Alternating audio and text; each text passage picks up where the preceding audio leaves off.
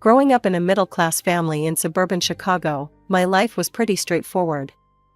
My dad, Tom, spent 30 years on the police force before retiring, and my mom, Sarah, still works as a secretary at Lincoln Elementary. They gave me everything they could, but we were never wealthy. I'm Tasha Mitchell. Well, I was before I became Tasha Reynolds. After graduating from college with an accounting degree, I landed a job at Anderson & Partners, a mid-sized accounting firm. The pay was decent, the work was steady, and I thought that would be my life. Wake up, go to work, come home, repeat. Then came that rainy Tuesday in October when I literally bumped into Marcus outside Starbucks. I was rushing to get my morning coffee before work, and he was heading to some important meeting. My coffee spilled all over his obviously expensive suit, and I wanted to die right there. "I'm so sorry," I started dabbing at his jacket with napkins. "I'll pay for the dry cleaning, I swear." Instead of getting angry, he laughed. "Don't worry about it. Though you could make it up to me by having dinner with me tonight." That dinner turned into another, and another. Marcus was different from anyone I'd dated before. He was the son of James and Victoria Reynolds, owners of Reynolds Industries, one of the largest manufacturing companies in the Midwest. But he never made me feel less than him. He loved that I came from a real family, as he called it. That all changed when he took me to meet his parents at their mansion in Lake Forest. I'll never forget Victoria Reynolds looking me up and down like I was something she'd found stuck to her shoe. "So, Tasha," she said, swirling her wine glass, "Marcus tells us you're an accountant?" "Yes, I am," I replied, trying to keep my voice steady. "How practical," she said with a thin smile. "And your parents?" When I told her about my dad being a retired cop and my mom a school secretary, you'd think I'd said they were professional criminals.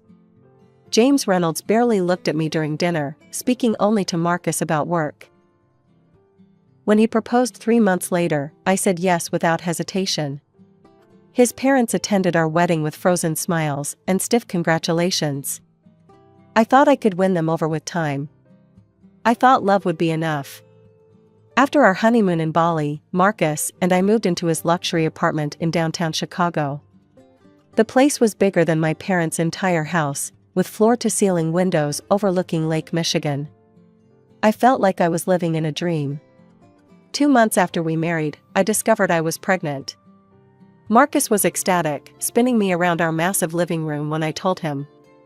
Even Victoria and James seemed to soften a little at the news, though Victoria couldn't resist saying, "Well, at least the child will have good breeding on one side." Our son, James Jr., Marcus insisted on naming him after his father, was born on a snowy December morning. The moment I held him, nothing else mattered, not Victoria's constant criticisms, not the whispers at Reynolds Industries parties about the accountant who married the boss's son. JJ, as we called him, was perfect. Those first 2 years were actually good.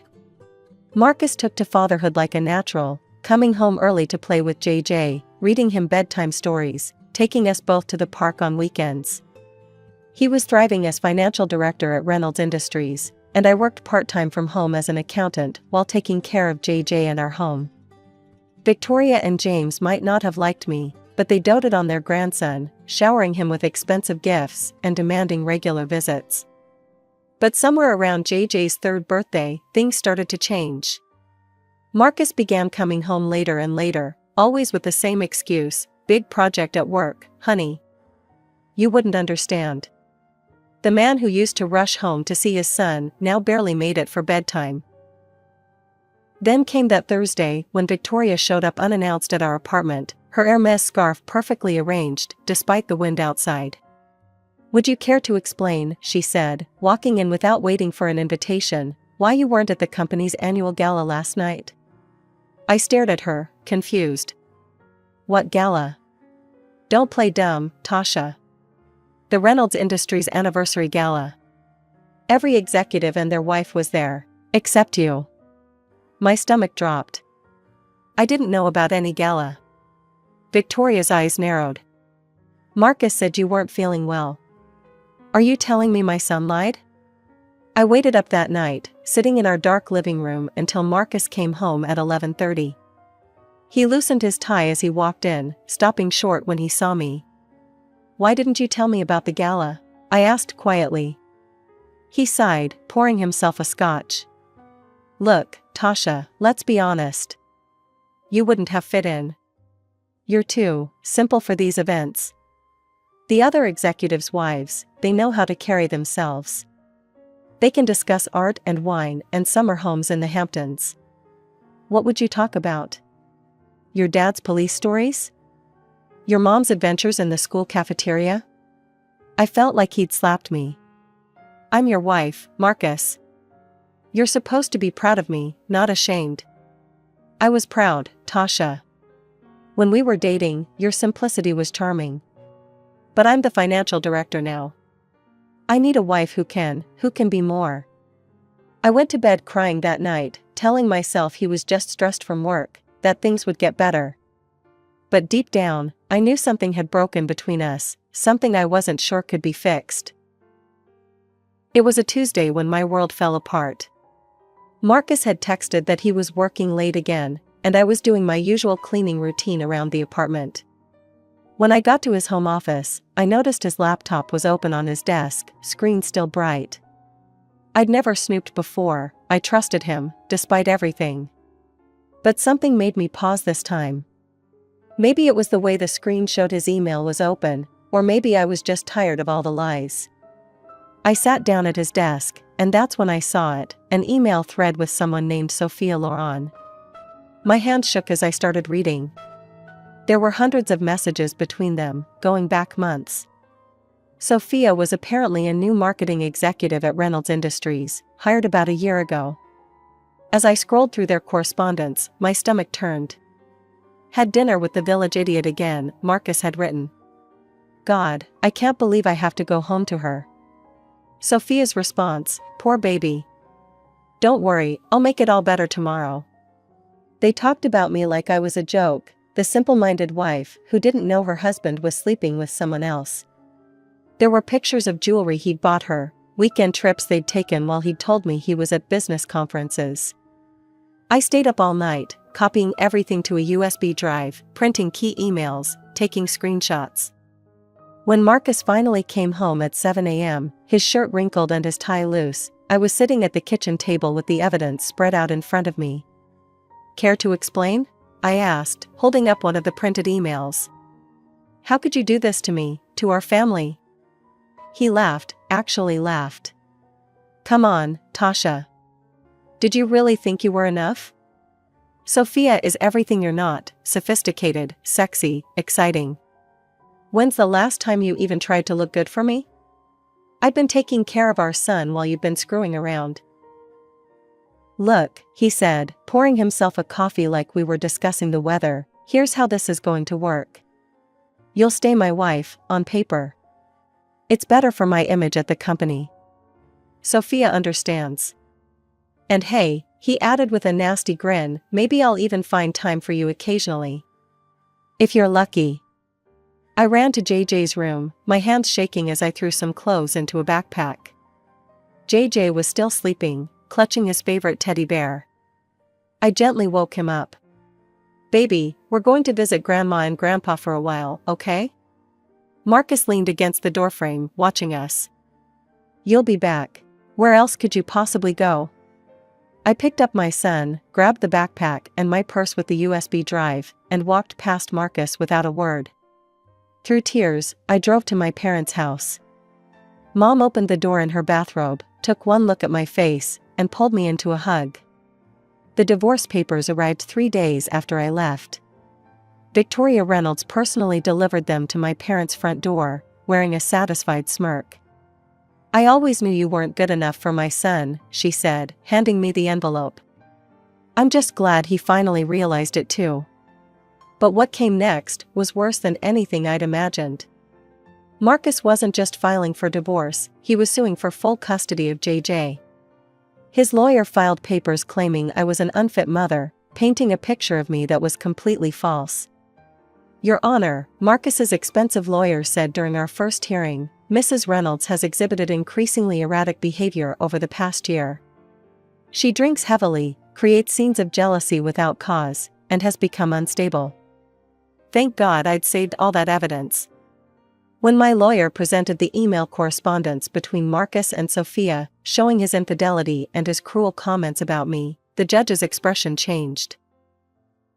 The timestamps on the emails proved I hadn't been creating scenes. I hadn't even known about the affair until I found those messages. So, Mr. Reynolds, the judge said, reviewing the evidence, you claim your wife is unstable, yet these emails show you were the one deceiving her, gaslighting her? Marcus shifted uncomfortably in his expensive suit. The judge awarded me primary custody of JJ, with Marcus getting every other weekend and substantial child support payments. I went back to work full-time at my accounting firm, while Mom and Dad helped with JJ. They were amazing, turning their retirement years into full-time grandparent duty without a single complaint. We settled into a routine. It wasn't luxury living anymore, but it was honest and peaceful. Then came that Saturday morning when a black Range Rover pulled up in front of my parents' modest house. Marcus stepped out, and with him was Sophia, tall, blonde, wearing designer clothes that probably cost more than my monthly salary. I'm here to see my son, Marcus announced, pushing past me into the house. Sophia followed, her nose wrinkled as she looked around our living room with its worn but comfortable furniture. Oh my God, she laughed, picking up one of Mom's cherished family photos. This place is literally a dump. Like an actual kennel. Watch your mouth, I warned her. She turned to Marcus. Baby, you can't let your son stay in this hovel. And these old people? She gestured toward my parents, who stood shocked in the doorway. They belong in a ditch somewhere, not raising a Reynolds heir. Get out, I said, my voice shaking with rage. Both of you, get out of my parents' house right now. Or what? Marcus sneered.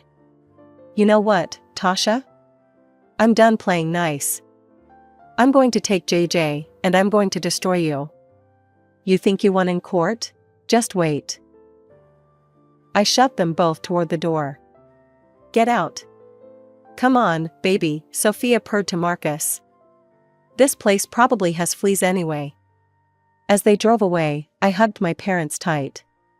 Mom was crying, and Dad looked like he wanted to punch something. But watching that Range Rover disappear down our street, I realized something. I wasn't afraid anymore. I was angry. The next night, Dad found me sitting at the kitchen table, staring into a cold cup of coffee. You know, sweetheart, he said, sitting down across from me, sometimes the best defense is a good offense. Remember Mike Sullivan? He worked with me on the force. Now he's a private investigator. Real thorough guy, knows how to dig deep without leaving traces. I thought about Sophia's smug face, about her cruel words about my parents, about all the nasty emails she kept sending me. Just that morning, she'd commented on my LinkedIn profile photo, look at this pathetic wannabe. Can't even afford decent clothes anymore? Marcus wasn't any better. His latest email had read, every time I pick up JJ and see you in that dump, I remember why I upgraded. Enjoy playing poor with your cop daddy. How much does Mike charge? I asked Dad. 2 days later, I was sitting in a small office downtown with Mike Sullivan, a gruff man with kind eyes who'd known me since I was a kid. Weeks passed. I focused on work and JJ, trying to ignore the constant stream of harassment from Marcus and Sophia. Then Mike called. You need to come to my office, he said. You're going to want to see this in person. The file he handed me was thick. First off, he said, Sophia Loren isn't her real name. She's using her sister's identity. Her real name is Carla Larson. As I read through the file, my hands started shaking. Before working at Reynolds Industries, Sophia had been an escort, moving from rich man to rich man, living off their money until they got tired of her or discovered her small-time scams. She'd had different names in different cities, always disappearing just before things got too hot. But what she was doing at Reynolds Industries was far worse. Look at these bank transfers, Mike pointed out. She's been siphoning money from company accounts, small amounts that wouldn't raise red flags. And these emails? He showed me screenshots. She's been selling company information to your in-laws' biggest competitors. Product launches, merger plans, everything. I sat back, my mind racing. The perfect, sophisticated Sophia Loren was nothing but a con artist. And she'd gotten her hooks into not just my husband, but the entire Reynolds empire. There's one more thing, Mike said, pulling out another folder. Remember that big deal Reynolds Industries lost last month? The one that cost them millions? Sophia sold the bid information to their competitor 3 days before the deadline. I gathered all the evidence carefully, making multiple copies. But I didn't make a move. Not yet. Because now I knew something Sophia didn't. Timing is everything. The call from Victoria came on a Wednesday morning. Her voice was as cold as ever. Tasha, James's 60th birthday party is this Saturday, she said, like she was scheduling a root canal. While we'd prefer to keep this a family-only affair, JJ should be there for his grandfather's birthday. And since he's too young to come alone. She let the sentence hang there. Just remember, you're only being invited as JJ's escort. Try to stay in the background and not embarrass anyone. The party starts at 7. James Reynolds' 60th birthday party was exactly as ostentatious as you'd expect. The mansion was decked out in gold and crystal, with waiters carrying champagne on silver trays. I felt every judgmental stare as JJ and I walked in. "Oh, you came," Victoria said, her smile tight. "Well, JJ darling, come give grandmother a kiss." I stood awkwardly by the appetizer table, watching my son being paraded around like a show pony. The other guests either ignored me or whispered behind their hands. I clutched my large purse containing Mike's file, waiting. Then Marcus walked in with Sophia on his arm. She was wearing a red Valentino dress that probably cost more than my car, diamonds dripping from her ears. "Everyone," Marcus announced, clinking his glass. "I have an announcement to make." He pulled Sophia closer. "I'd like you all to meet my future wife, Sophia Loren. She'll be joining the Reynolds family officially next spring." Victoria rushed forward to embrace her. Finally. A woman worthy of the Reynolds name. Harvard educated, from a wonderful family. "Unlike some people," James added, shooting me a look. Sophia preened under their attention. "I just feel so blessed to be joining such an esteemed family. And I promise to be the kind of wife Marcus truly deserves." That was my cue. I stood up, my hand steady as I pulled out the file.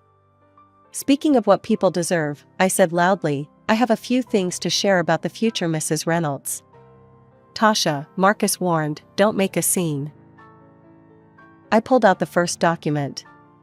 "Tell me, Sophia, or should I say Carla Larson? How's your sister feeling about you stealing her identity?" The color drained from Sophia's face. "What is she talking about?" Victoria demanded.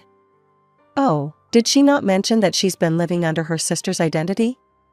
The real Sophia Loren is a schoolteacher in Minnesota. This woman," I pointed at her, "is Carla Larson, former escort and con artist." "She's lying," Sophia shrieked, but I was already laying out the evidence, photos, bank statements, police reports. "And here's my personal favorite," I continued, pulling out more documents.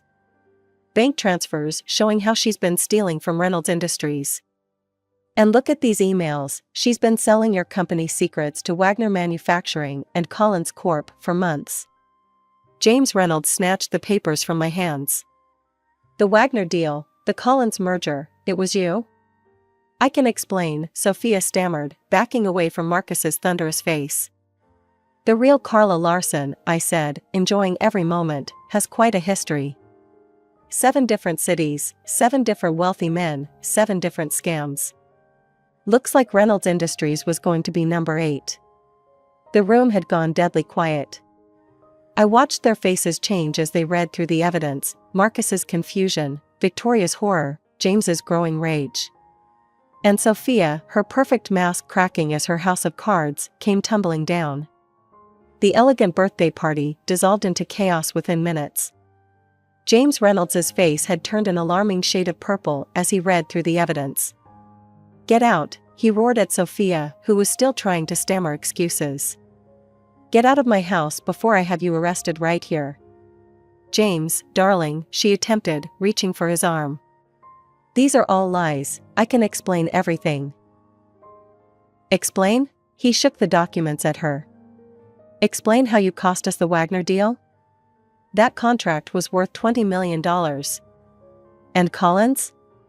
They were our biggest competitor, and you've been feeding them everything." Victoria, who'd been quietly reading through the escort service records, looked up with pure venom in her eyes. "You common prostitute," she hissed. "You thought you could con your way into our family?" Sophia backed toward the door, her designer heels clicking on the marble floor. "Marcus, baby, tell them." But Marcus looked like he might be sick, staring at the photos of Sophia, or Sophie, with various wealthy men over the years. "If you're not off my property in 30 seconds, James said, his voice deadly quiet, "I'm calling the police. And trust me, you'll be seeing plenty of our lawyers either way." After Sophia fled, James turned to his son. The party guests were pretending to be absorbed in their champagne, but everyone was watching. "You brought this woman into our company," James said. "Gave her access to confidential information. All because what? She was pretty? Had nice legs?" "Dad, I didn't know." "Exactly," James roared. "You didn't know? Didn't check? Just thought with your..." He glanced at JJ and modified his language, "with everything except your brain. You're fired, Marcus. Clear out your office by tomorrow." "But Dad..." "And that apartment you're living in? Company property. Find somewhere else to live." Victoria, who had been uncharacteristically quiet, suddenly turned to me. "Tasha," she said, and for the first time ever, her voice held genuine emotion. "We owe you an apology. A significant one. You saved our company from God knows how much damage." James nodded solemnly. "We were wrong about you. Very wrong. You've proven yourself more worthy of the Reynolds name than..." He glanced at Marcus, "others." 3 days later, Sophia was arrested at O'Hare, trying to board a flight to the Cayman Islands. The evidence I'd gathered, combined with what Reynolds Industries lawyers found once they started looking, was overwhelming. She was facing serious fraud charges and massive fines. Marcus, I heard, was staying at a friend's condo while he looked for a new job. No other financial firms were eager to hire a man who'd been fired for such catastrophic negligence. It's been 6 months since James Reynolds' birthday party changed everything. I'm sitting in my new apartment, not as luxurious as the one I shared with Marcus, but perfect for JJ and me. The Reynolds family gave it to me as a token of appreciation for saving their company from Sophia's schemes. The least we could do, James had said, handing me the keys. After everything, well, you understand. The apartment is in a nice neighborhood, close to good schools. JJ's room is decorated with superhero posters, and my little home office overlooks a park. It's not a penthouse with lake views, but it feels like home in a way the luxury apartment never did. Marcus moved to California last month. He calls JJ every Sunday at 7 p.m., like clockwork. Their conversations are short. JJ's still too young to talk long on the phone, but at least he's trying to be a father, even from a distance. He never asks to speak to me, and that's fine. Some bridges stay burned. The biggest change has been with the Reynolds family. Victoria stops by at least once a week, usually bearing gifts for JJ and, surprisingly, for me too. Last week, she brought a beautiful orchid for my windowsill. The real shock came when Victoria and James invited my parents over for dinner. I was nervous. The last time they'd all been in the same room was at my wedding, where the class divide had been palpable. But something had shifted. I watched in amazement as James asked Dad about his years on the force, genuinely interested in his stories. Victoria and Mom talked about gardening, exchanging tips about growing roses. "Sarah," Victoria said to my mom at the end of the evening, "you and Tom raised a remarkable daughter." I I'm sorry we didn't see it sooner. We always knew what Tasha was capable of, Mom replied with quiet dignity. Sometimes it just takes others a while to catch up. Life isn't perfect. I still have days when I miss the man I thought Marcus was, when I worry about JJ growing up with a long-distance father. But then I look at my son, happy and healthy, playing with his grandparents, all his grandparents, and I know we're going to be okay. Last night, I found JJ looking at an old photo of Marcus and me from our wedding day. Do you miss Daddy? He asked. I sat down next to him, pulling him close. Sometimes, I said honestly. But you know what? Life doesn't always go the way we plan. Sometimes it goes wrong before it goes right. The important thing is to stay true to who you are. Later, as I tucked him into bed, I thought about how far we'd come. From the simple accountant the Reynolds family once scorned, to the woman who saved their company. Sometimes the happy ending isn't the one you expected. Sometimes it's better.